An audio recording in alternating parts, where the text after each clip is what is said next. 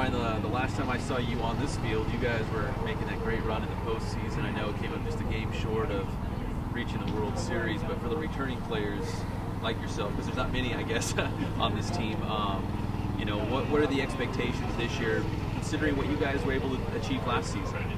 Well, Coach has been saying it all season long so far in the fall, just trying to become a CBU baseball player. And so for the returning players, we're expected to really set the mold and set the expectations of how it's supposed to look. And that last year, we should have won, and that's the approach that we take to the younger guys in order to set them up for success.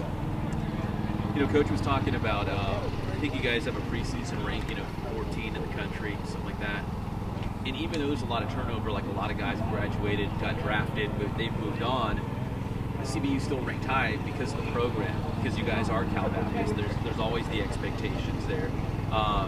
Even though there is the turnover and a lot of guys have moved on, do you look around the locker room and feel like, you know what, there's some talent here. Like, there's no reason why we shouldn't be competing for the Pac-West title, host the West Region, all that stuff again, right? Yeah, no, we believe it. Every season we go into, we believe and we accept the challenge of going for the national championship.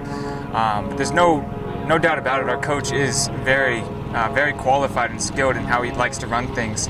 But nothing's ever really random for Coach. That he always understands when to yell or when to get after guys or when to give us a pat on the back. And honestly, it's his program that makes us great baseball players. So it's an ode to him.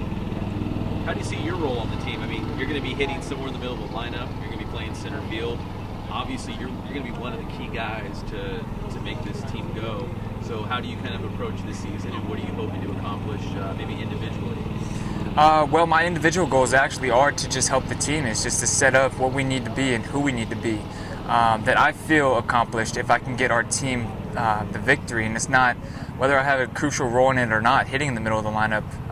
Every day I ask myself, did I do enough to help the team prepare for what we need to do during the season? And so my role in my head is just trying to be the best leader I can by example and being comfortable enough to be the verbal leader that we've talked about. And helping other guys to get on the train, but not only so, but to help drive the train when they need to. Finally, Ryan, you're a Rev guy, so this is kind of in your backyard. I know just talked to Alfredo, he's from Summit. There's some Brody's from Rev, right? So is it pretty special for you to be able to play college baseball here in the Inland Empire? And there's a lot of talent here. So how do you kind of approach it? I don't know. Do you live at home? Do you live in the dorms? Is it pretty cool to be able to play right here in Riverside? Yeah, I live in the dorms here on campus, but every time you go back home, you always feel like everybody asks you, hey, how's baseball going? And like, everybody knows you and how you're doing, especially when you go home, which is so close, it's only half hour away.